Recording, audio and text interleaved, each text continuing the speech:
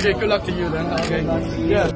What I sought to do in his case was to revoke privileges that he'd managed to accrue, because clearly he was somebody who represented the pro-establishment position in Hong Kong.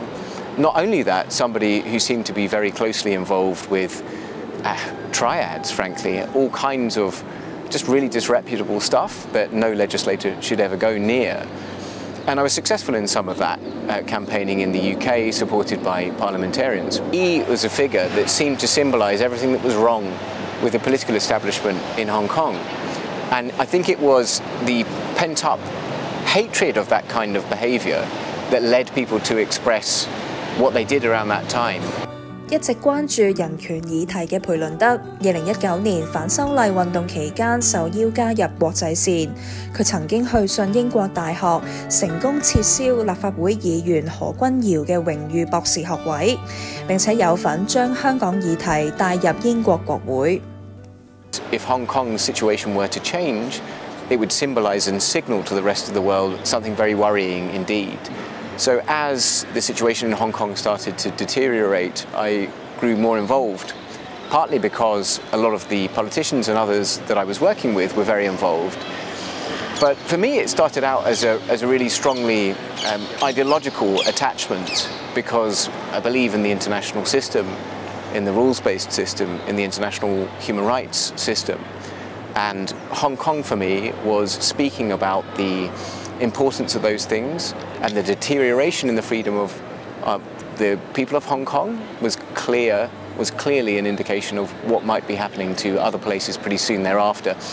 It felt as if, okay, we were in a position finally where we could do something. It's not a substitute for accountability. I regard the BNO scheme as pretty much a surrender policy, but it's better than nothing, and it's a lot more than a lot of other countries have done. It's still not sufficient, in my view, because the UK has legal obligations to Hong Kong. It made promises to Hong Kong which it has not honoured. It has not sought accountability for Hong Kong's violations of the Joint Declaration or of Hong Kongers' rights. But it was something. 利用已建立嘅議會網絡，佢其後創立對中政策跨國議會聯盟 IPAC， 關注港人BNO 簽證計劃、維吾爾人、聯合國大會第27500號決議等議題，令 IPAC 同佢個人先後成為中國嘅眼中釘。Yeah, I've had an impersonator for about 6 years now, who uses lots of different email addresses to email family, friends, colleagues, people they think are colleagues. I regard that as low-level harassment, and I don't really care about it. I had the police trace that person to Hong Kong, so it's being done from Hong Kong. I've been named as a co-conspirator in the trial of Jimmy Lai, along with 2 others. A completely ludicrous case and a ludicrous connection, which doesn't exist.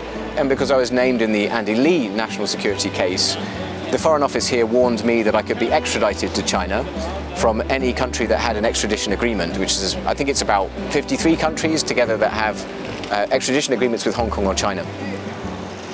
I'm not scared of that. And the reason I'm not is that it would be a massive escalation to do it. I've been to many countries that have extradition agreements with Hong Kong and China.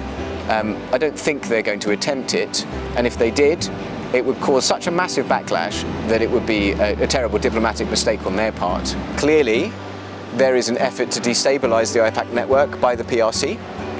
They have tried to coerce members in our network to leave, but given recent developments like, for example, swathing cuts to foreign funding, which have impacted China work around the world, some of those signs are not very promising.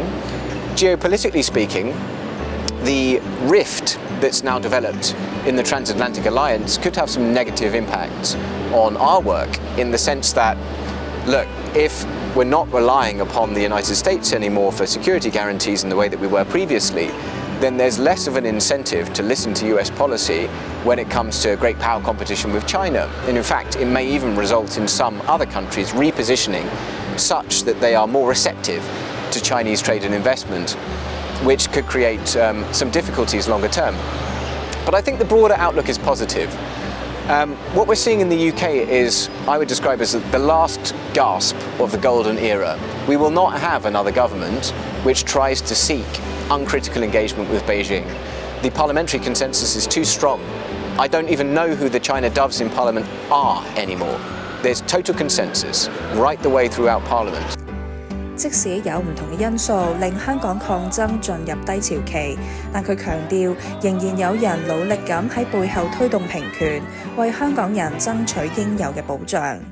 I would put it this way: over time, because this is now 5, 6 years ago in the minds of a lot of politicians, there would obviously be a declining interest. You can't maintain an issue like that as a top priority unless there is constant news to sustain it, and there isn't anymore. Or people are so familiar with the deterioration of freedoms in Hong Kong that they've got used to it.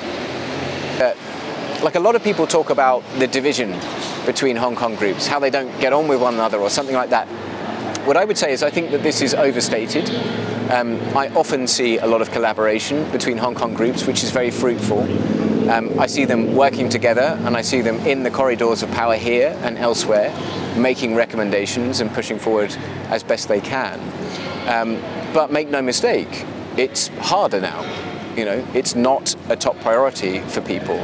And maintaining that political interest and trying to get some movement is more difficult than it was a few years ago. 唔少港人組織同倡議者陸續喺海外冒起，佢欣賞組織之間互相合作，參與本地政治。佢又鼓勵在英港人要善用自己嘅權利表達意見。It's also great that the last 2 protests that have been co-organised by a whole bunch of groups outside the Chinese embassy, I get much more of a sense of diasporic ownership of those protests now. This is your home and you have all the entitlements of people who have been living here their whole lives. You're not here on borrowed time. You're here with all the entitlements of a UK citizen. Use those entitlements. You know, if you're upset with UK institutions, then you say so. You demand what you deserve. You don't just accept poor treatment, and don't accept the UK's terrible posture towards China and Hong Kong and the joint declaration. You don't have to accept that. You're perfectly entitled to complain about it. And I think that's been happening more and more, so I'm really pleased to see that.